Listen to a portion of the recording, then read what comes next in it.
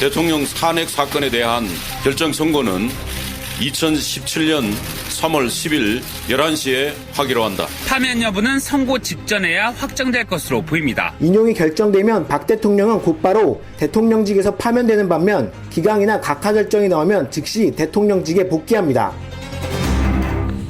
3월 10일 11시 내일입니다. 심판의 날이 정해졌습니다. 향후 우리나라의 앞날을 결정한 역사적인 사건이 아닐 수 없는데요. 과연 어떤 결정이 내려질지 또 그 결정에 따라서 가늠해 볼 만한 어떤 시나리오는 뭐가 있는지 이분과 함께 짚어보죠. 더불어민주당 박범계 의원, 탄핵소추위원 직접 연결을 하겠습니다. 박 의원님 안녕하세요. 네, 안녕하세요. 막상 날짜 나오고 나니까 탄핵소추위원들도 좀 긴장이 되실 것 같은데요. 네, 대단히 긴장이 되죠. 그렇죠. 예, 그렇죠. 그렇습니다. 떨리는 밤을 보내셨을 것 같습니다. 간밤은 솔직한 얘기로 전전반측 잠을 충분히 이루지 못했습니다. 예. 예. 당초에는 화요일쯤에 선고일이 결정될 거다 이렇게들 알고 있었는데 조금 늦어졌어요. 요거는 특별한 이유가 있다고 보십니까? 아마도 소상한 내용은 알 수가 없습니다. 완전히 철통보안이니까요. 예, 그러나 선고일과 선고일을 발표하는 날짜를 가능한 한 단축시키려고 하려던 건 아닌가 하는 그런 추측은 해봅니다. 선고일 정해놓고 나서 발표하고 네. 나서 그 사이에 혼란들을 좀 줄여보자는 의도가 여러 가지 아니었겠느냐. 이제 격한 반응들이 있을 수 있으니까요. 그런 얘기도 나옵니다만 한편에서는 재판관들이 끝까지 이게 기각이냐 인용이냐 마음을 못 정해서 기일 정하는 게 늦어졌다. 이런 얘기도 나오고요. 그러니까 끝까지 결론 모른다. 지금 인용인지 기각인지. 또 한편에서는 무슨 말이냐. 법리적으로 볼 때 99% 탄핵 인용될 거다. 이런 분석도 나오고.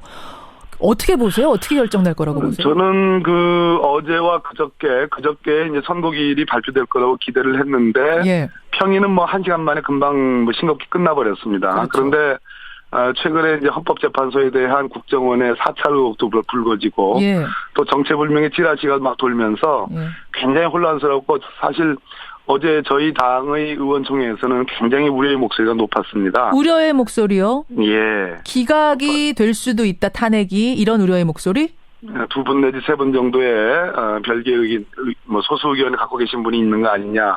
그로 인해서 선고가 당초 3월 10일에 있을 건데 그것이 불발되는 거 아니냐. 이런 우려들이 있었는데. 그게 이제 찌라시로 돌기도 했었어요, 사실은 그렇습니다. 어제. 구체적인 내용이었고요. 예. 그런데 어제 이제 한 2시간 반 정도의 평일 마치고 3월 10일 내일 11시로 이제 선고일이 정해졌는데요. 저는 세 가지 측면에서 거의 탄핵이 인용될 가능성이 거의 확실하다라고 그런 판단을 내렸습니다. 그러나 다른 측면도 있습니다. 그 세 가지 측면을 먼저 말씀드릴까요? 그러시죠. 인용이 될 거라고 보는 일단 세 가지 근거는 뭔가요? 네, 일단은 헌재가 형사재판에서 일반적으로 형사소송법상에 적용되는 증거법칙과 다른 증거법칙의 기준들을 처음부터 제시했고 그 헌법재판관 모두가 거기에 동의해서 17차 변론까지 왔다는 겁니다. 엄중하게. 그 부분이 중요하고 두 번째는 변론 종결일을 당초에는 2월 24일로 예정돼 있지만 대통령 측의 강한 반발을 고려해서 2월 27일로 3일 늦췄죠. 그랬었죠. 그러나 변론 종결일을 예상 2월 달에 변론 종결한다는 것을 벗어나지 않았고요. 세 번째는 선고기일 말씀 아까 드렸는데 그저께쯤에 나올 걸로 예상이 됐는데 이제 어제 나왔습니다. 그러나 3월 10일 선고기일은 지켜졌습니다. 이 세 가지를 감안할 때 적어도 다수 의견 한 5분 내지 6분의 확실한 탄핵 인용 의견은 이미 서 있고 그분들이 나머지 분들에 대해서 설득 작업이 어느 정도 이루어진 거 아니냐. 즉 탄핵 인용 결정문을 가지고 어제 평일을 한 거 아니냐라는 추측이 가능해서 탄핵 인용이 거의 100% 확실하다. 근데 지금요 5명에서 6명이라고 하셨잖아요. 6명이면 인용이지만 5명이면은 기각 아닙니까? 당초에 이제 예상했던 이제 여러 가지 전체적인 변론의 분위기라든지 성향이라든지 이런 것을 감안해서 이제 추측입니다. 이것도 무슨 확실한 물론 근거가 있어야 되는 게 아니고요. 그러니까 5명이면은 근데 또 기각일 수도 있기 때문에 아직은 좀 애매한 선상이 그래도 있다고 보시는 거예요? 아니면은 그래서 이제 우려를 조금 말씀드리면 지금 상황을 보니까 어제 평의는 2시간 반 했지만 평결에 이르지는 못했습니다. 과거 통진당 해산 사태 때 이제 편결이라는 건 뭐냐면 최종적으로 주문을 놓고 그렇죠. 탄핵을 인용하냐 기각하느냐에 대한 주문을 놓고 거죠. 표결을 하는 겁니다. 예. 표결을 하면 그 뒤로는 물론 이제 물릴 수가 없는 상황이 되는 거거든요. 예. 그런데 그 평결에 이르지는 못했고 오늘도 평일을 한다고 알려져 있죠. 그렇다면 내일 11시 선고 직전에 평결을 할 가능성이 있는데 예. 그때 혹시 뭐 어떤 재판관께서 내가 곰곰이 생각해 보니까 좀 이상하다. 좀 이거 좀 내가 소수 의견을 쓰고 싶다. 예. 난 소수 의견이다. 라고 하면서 내일 11시 선고에 대해서 제동을 걸 가능성이 뭐 크진 않지만 있을 수도 있다는 얘기입니다. 한 명 정도가 그럴 가능성이 있다. 선상에서 지금 좀 왔다 갔다 고민 많이 하고 있는 재판관이 한 명 정도 있을 수 있다. 네, 너무 이제 지금까지는 사실은 전체적으로 꼽을 때는 순조로웠습니다. 평이나 예. 아까 변론 종결일, 선고일 지정 이런 것들이 순조로웠는데 글쎄요. 대통령의 탄핵을 결정하는 상황에서 반전이 없을까 하는 그런 우려. 정말 이제 만에 하나 정도의 그런 경우에 따져서 그런 우려를 말씀드리는 겁니다. 그렇군요. 그렇게 되면 내가 소수 의견 쓰고 싶은데 지금 충분히 그 이유를 쓸 만한 시간이 확보되지 않았다라고 해서 내일 선고를 연기를 주장하는 경우에 심각한 사태가 올 수 있는 문제죠. 그게 가능해요? 발표도 다 해놓고 나서 미룰 수도 있어요? 지금 평결을 아까 주문에 대한 표결을 아직 이루어지지 않았기 때문에 내일 아마 10시나 뭐 9시나 그 투표를 할 때 하겠죠. 주문에 대해서 인용이냐 기각이냐 할 때 나 곰곰이 생각해 보니까 나 좀 조금 더 생각할래. 한 번 더 시간을 달라 했을 때 나머지 재판관들께서 초기에 그 부분에 대한 강력한 그러면 안 된다라는 강력한 설득이 있어야지 내일 11시 선고가 안전하게 이루어지고 탄핵 인용 선고가 가능할 것이다. 이런 예측을 해봅니다. 선고기일이 미뤄질 가능성도 뭐 만에 하나지만 있고 또 한 명 정도가 지금 계속 고민하다가 끝에 기각 쪽에 손을 들어서 기각으로 결정날 가능성도 뭐 기각이든 각하든 그럴 가능성도 배제할 수 없다. 하지만 만에 하나 이제 그런 경우를 지금 상정하는 겁니다. 전반적으로 봤을 때는 물론 인용 쪽이 더 높다라고 박범계 의원은 보시는 거고. 네네. 알겠습니다. 자, 그럼 이제 세 가지 경우의 수를 짧게 하나씩만 보죠. 인용이 될 경우, 탄핵이 인용될 경우, 그러니까 대통령이 파면 결정 날 경우 바로 물러나는 거라면서요?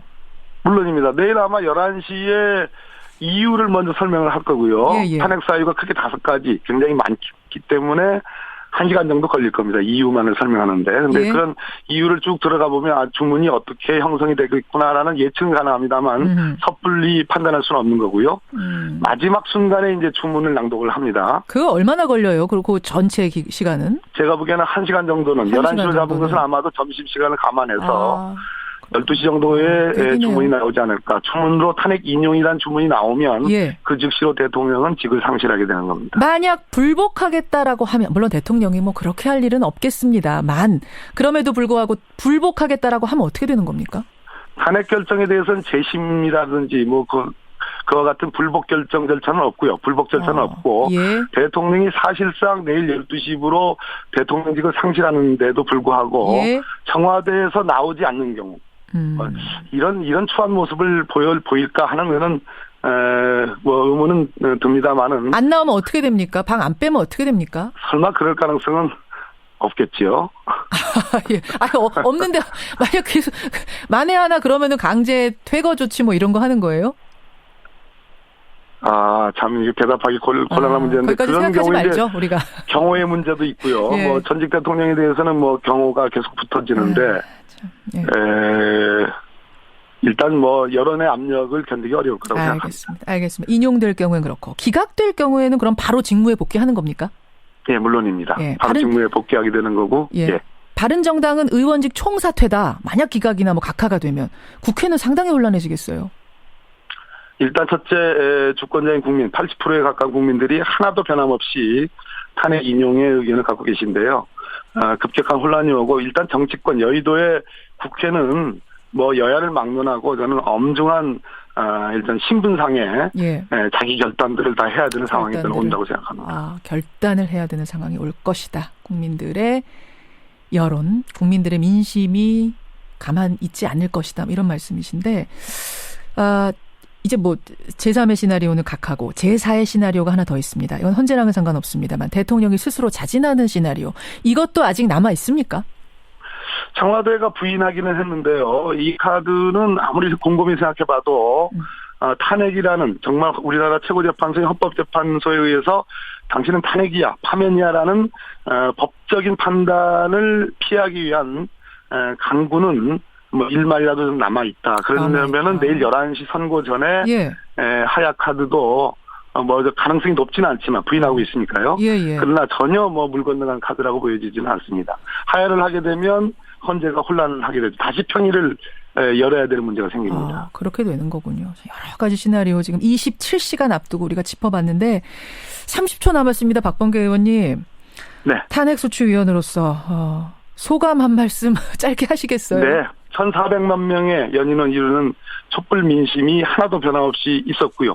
그 힘에 기초해서 우리 헌법재판소의 재판관 분들이 엄중하고도 장중하게 이 헌법재판을 이끌어왔습니다. 내일 한번 11시에 국민과 함께 선고를 정말 묵직하게 무겁게 기다리겠습니다. 여기까지 말씀 듣죠. 고생 많이 하셨습니다. 고맙습니다. 네, 감사합니다. 탄핵소추위원 더불어민주당